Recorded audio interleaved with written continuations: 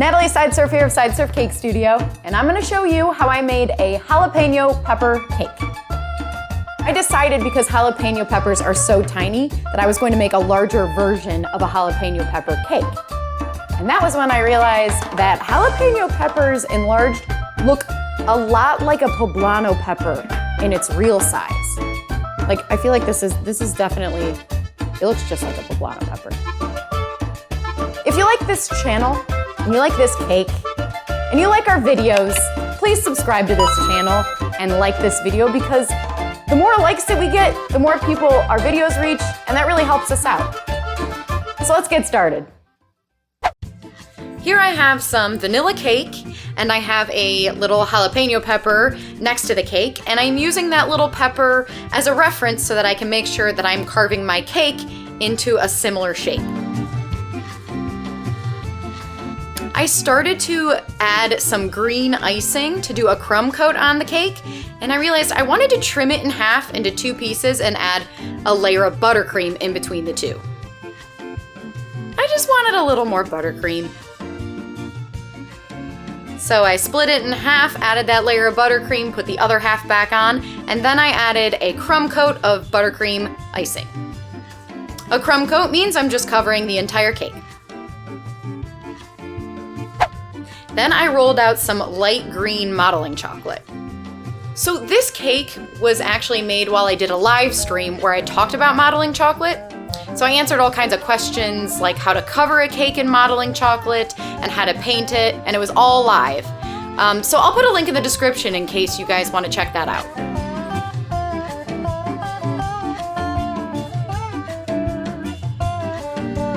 So here I covered the cake and I trimmed away the excess chocolate with a blade.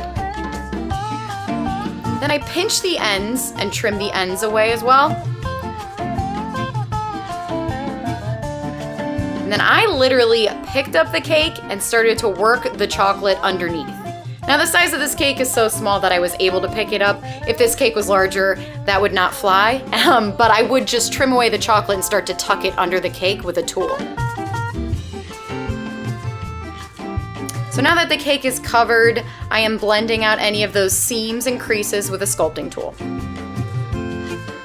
The end of the pepper is pretty simple. There's a little dimple and then like a tiny little hole. So I did the exact same thing with the cake.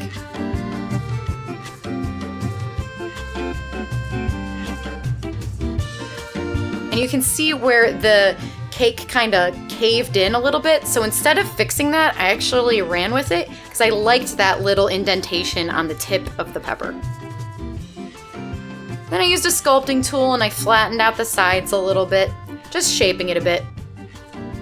So this cake was actually vanilla cake, but I feel like jalapeno in a cake would be super delicious. I mean, we use it in cornbread and that's delicious, so why not cake?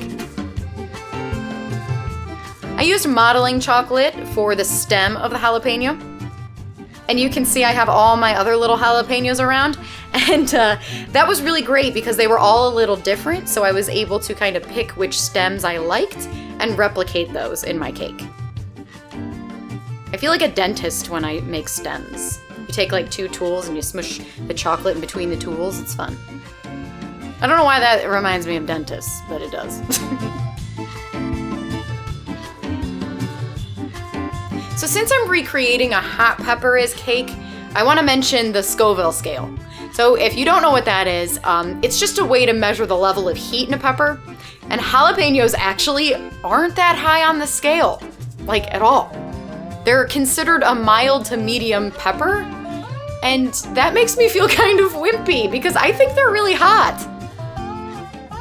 The good news is, if you want the flavor of the jalapeno, which is delicious, but not all that heat, all you have to do is remove the seeds and stems. In this case, I'm adding a stem.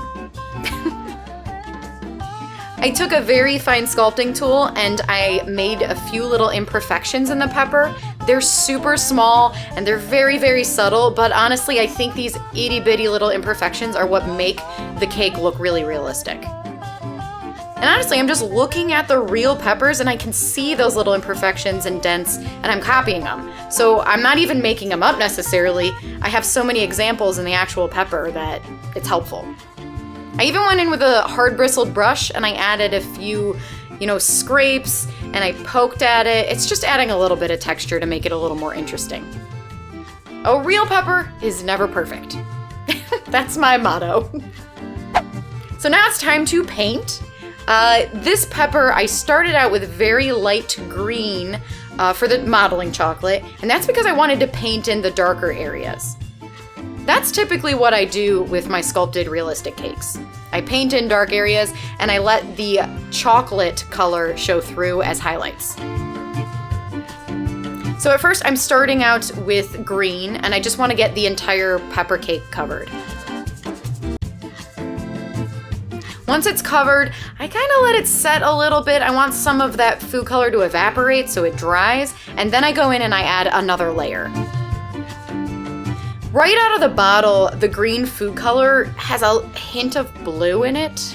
It's a little bit tealish to me, so I wanted to deepen that green, and all I had to do was add some red.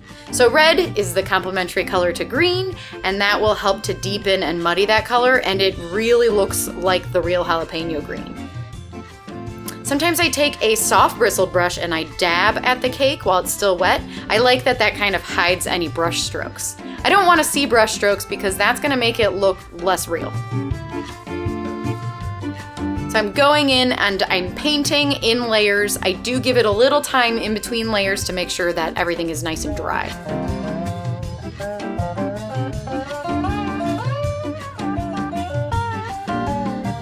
The stem of the jalapeno is a very similar green to the rest of the jalapeno.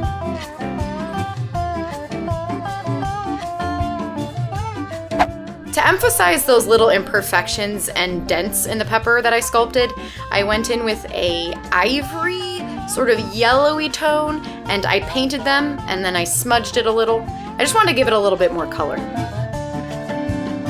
And then I added a few of those yellowy toned highlights in the stem just to give it a little more character. It was just a little bit too much green.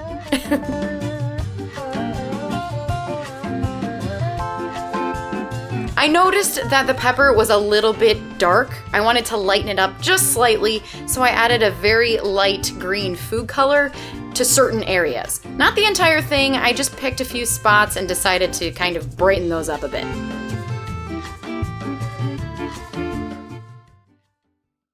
And there you have it, a realistic jalapeno pepper cake. Now let's cut it. I really want to see that light green chocolate against that dark green.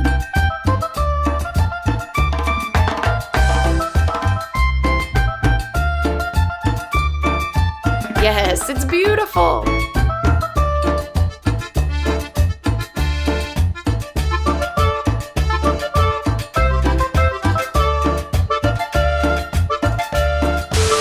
Natalie Sideserf here of Sideserf Cake Studio. Ooh. I decided that I wanted to do poblano. Spicy.